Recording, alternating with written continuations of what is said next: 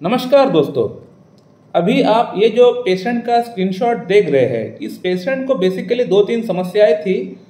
दो समस्याएं तो इनका प्राइवेट पार्ट से जुड़ी थी, जैसे कि इनका पेनिस में ठीक से इरेक्शन नहीं आया करता है, इनका लिंग में ठीक से कठोरता मेंटेन नहीं होता है, ये number one problem. Second problem, इनका पेनिस का जो बेस है, जहाँ से पेनिस स्टार्ट होता है, वहाँ पे एक छोटा सा सिस्ट इनका डेवलप हो चुका है। मैं पिक्चर इनका देखा हूँ सिस्ट का। मैं पिक्चर तो यहाँ पे लगा नहीं सकता क्योंकि यूट्यूब जो है इस पर स्ट्राइक डाल सकता है, इसलिए पिक्चर मैं डाल नहीं सकता हूँ यहाँ पे। मैंने पिक्चर देखा है पेशेंट का, वहाँ पे एक सिस्ट डेवलप हुआ है, साथ ही साथ इनको इरेक्टाइल डिस्फंक्शन का प्रॉब्लम है और मानसिक कुछ समस्याएं है, वो मैं पेशेंट से बात करके समझ गया।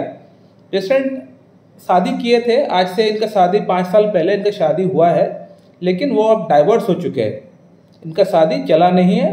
कारण यही था कि इनका अंदर इरेक्टाइल डिस्फंक्शन का प्रॉब्लम था, लिंग में ठीक से तनाव नहीं आया करता था।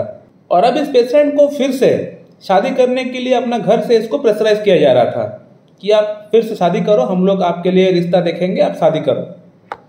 अब इस पेशेंट को शादी नहीं करना, इस पेशेंट को पता है कि इनका प्रॉब्लम एक्चुअल में कहाँ पे है, इनको पता है और इनका मन में एक डर बैठ गया है, वो है फेलियर ऑफ रिजेक्शन। इनको पता है मुझे फिर से नकारा जाएगा, वही चीज फिर से घटने वाली है, फिर वही डाइवोर्स होने वाली है, इनको पता है। और ऐसा भी नहीं कि ये पेशेंट हाथ पे हाथ रख के बैठे हुए थे इतने साल, ये कई जगह से ट्रीटमेंट किए हुए हैं, एलोपैथिक ट्रीटमेंट, यूनानी ट्रीटमेंट, होम्योपैथिक ट्रीटमेंट, सब कुछ ट्रीटमेंट चला हुआ है, लेकिन कुछ खास परिणाम इनको नहीं मिल पाया है। मैं इनका प्रीवियस डॉक्टर्स का प्रिस्क्रिप्शन देख रहा था, खासतौर पर होम्योपैथिक जो प्रिस्क्रिप्शन जो जहाँ पे ट्रीटमेंट किए थे, वो प्रिस्क्रिप्शन में देख रहा था।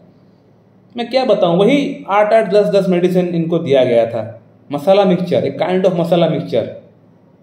तो इस तरह मेडिसिन प्रेस्क्राइब करने से पेशेंट का प्रॉब्लम ठीक नहीं हो सकता है। मसाला मिक्सचर करेंगे आप, 5-6 मेडिसिन एक साथ देंगे, मिला के देंगे, या मिला के नहीं भी देंगे तो 8-10 मेडिसिन एक एक दिन में पेशेंट को लेने के लिए कहेंगे, तो प्रॉब्लम सॉल्व नहीं होने वाला पेशेंट का।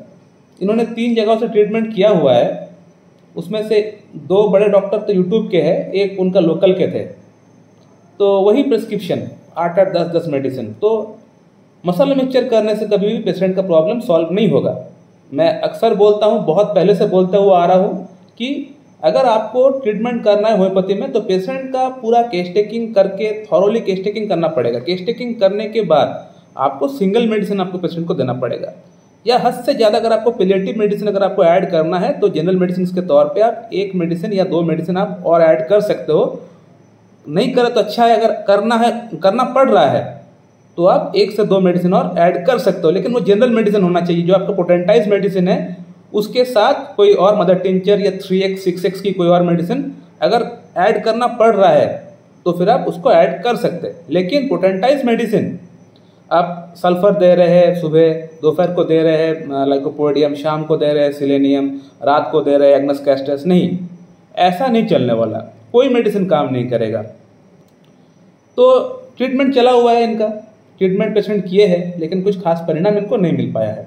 अब 4 महीने से इनका ट्रीटमेंट मेरे पास से चल रहा है। इनका बेसिकली 2-3 समस्या है, मैंने जैसे आपको बताया कि इनका इरेक्टाइल डिस्फंक्शन का प्रॉब्लम है। सेकंड प्रॉब्लम है, इनका पेनिस का जो बेस है वहाँ पे एक छोटा सा सिस्ट इनको डेवलप हुआ था, और कुछ मानसिक समस्या है। मानसिक समस्या इनके अंदर थी नहीं, लेकिन डाइवोर्स होने के बाद वो डेवलप हुआ है। तो अब हम लोग इस पेशेंट के लिए क्या कर सकते हैं? तो पेशेंट का मैं थॉरोली केस टेकिंग किया। थॉरोली केस टेकिंग करने के बाद जो मैंने देखा कि इस पेशेंट का शादी के टूटने के बाद, यानी तलाक होने के बाद, इनका मानसिक तौर पे इनको चोट इनको बहुत ज़्यादा पहुंचा है। इनको अब कोई काम करने का मन नहीं करता है, जीने का मन नहीं करता है, कुछ भी करने का मन नहीं करता है, और मन में डर बैठ गया है लोगों से बातचीत करने से, लोगों से दोस्ती यारी करने से, आगे बढ़ने से इनको डर लगता है। इनको डर लगता है इस बात का कि मुझे फिर से नकारा जाएगा, फिर से वही चीज होने वाला है। तो इनका मन में एक डर बैठ गया, एक फियर बैठ गया है, एक काइंड ऑफ इंडिफरेंस चल रहा है माइंड में। इनको अब कुछ भी अच्छा नहीं लगता है, ना जीने का मन करता है, ना हंसने का मन करता है, सिर्फ वो जी रहा है अपना फैमिली के कारण से। मैं इस पेशेंट को स्टार्टिंग में सोच रहा था एसिड फॉस दूं, लेकिन बाद में मैंने एसिड फॉस को काट के नैट्रम मूर प्रिस्क्राइब किया हुआ है। क्यों नैट्रम मूर, ये मैं बताने वाला हूँ आपको। देखिए, नैट्रम मूर और एसिड फॉस दोनों में इंडिफरेंस पाया जाता है, लेकिन एसिड फॉस का जो इंडिफरेंस होता है बहुत ही एक्सट्रीम लेवल पे होता है। कोई जिए मरे हंसे उसको कोई असर नहीं पड़ता है। वो बिल्कुल एकदम हम लोग बोल सकते हैं एक जिंदा लाश की तरह वो पड़ा हुआ रहता है एसिड फॉस। लेकिन नाट्रियम मूर का यहाँ पे ऐसा नहीं होता है। नाट्रियम मूर का अंदर इंडिफरेंस होता है, लेकिन वो अपना फैमिली वालों के लिए एटलीस्ट जीना चाहता है, वो फैमिली वालों को कष्ट नहीं देना चाहता है। लेकिन एसिड फॉस का यहाँ पे ऐसा नहीं होता। एसिड फॉस जो है दुनिया जाए भाड़ में, मेरे साथ खराब हो रहा है, मैं ठीक नहीं हूँ, तो आप ठीक रहे या ना रहे मुझे उससे कोई मतलब नहीं। फैमिली वालों को परवाह नहीं करता एसिड फॉस। लेकिन नाट्रियम मूर जो है फैमिली वालों को परवाह करता है, इसीलिए वो चाह रहा है फिर से शादी करने के लिए। तो यहाँ पे एक डिफरेंस है एसिड फॉस और नाट्रियम मूर का बीच में। दोनों में डिफरेंस पाया जाता है, लेकिन ये डिफरेंस है कि नाट्रियम मूर जो है अपना फैमिली के खातिर वो अपने आप को बदल सकता है, जो कि एसिड फॉस नहीं कर सकता है। ये एक डिफरेंस है। तो ये नाट्रियम मूर का सबसे बड़ा सिम्टम एक हो गया। सेकेंड सिम्टम है पेशेंट नमक लेते हैं, खाने में ऊपर से नमक लेते हैं, ये और एक सिम्टम हो गया। थर्ड सिम्टम जो मैंने देखा वो ये था कि पेशेंट का अंदर रेस्पिरेशन बहुत ज़्यादा होता है, यानी पसीना बहुत ज़्यादा आता है। और पेशेंट का जो स्ट्रक्चर है, जो बॉडी का जो स्ट्रक्चर है, थोड़ा लीन थीन इमेसिएटेड है, थोड़ा सा बॉडी जो है ऐसा लग रहा है बॉडी में जान नहीं है। इनका वेट पहले अच्छा खासा था, लेकिन वेट अब दिन पर दिन घट रहा है। पेशेंट का कहने के अकॉर्डिंग वेट इनका घट रहा है और ऐसा लग रहा है कि एक तरह से बीमार रोगी है, यानी अंदर में कोई प्रॉब्लम नहीं है, लेकिन ऐसा लग रहा है कि कोई बड़ा रोग इनका अंदर चल रहा है। मेरा कहने का मतलब मेरे ख्याल से समझ गए होंगे कि इनको देख कैसा लग रहा है कि इनका उम्र है 30 ईयर्स, लेकिन इनको देख के लग रहा है 50 ईयर्स इनका एज हो गया हो, ऐसा इनको देख के लग रहा है। और इनको नहाने का मन बहुत ज़्यादा करता है, यानी बहुत देर तक नहाते हैं और नहाने से इनका प्रॉब्लम कम होता है। एक तो और एक प्रॉब्लम इन्होंने मुझे बताया कि इनको हेडेक का प्रॉब्लम है, वो धूप में जाने से बढ़ता है। नाट्रियम मूर का पेशेंट को हेडेक होता है, चक्कर आता है धूप में जाने से, और नहाने से आराम मिलता है। इस पेशेंट के साथ भी यही है। ये नाट्रियम मूर का एक मोडालिटी है कि नहाने से सभी कंप्लेंट्स कम होता है।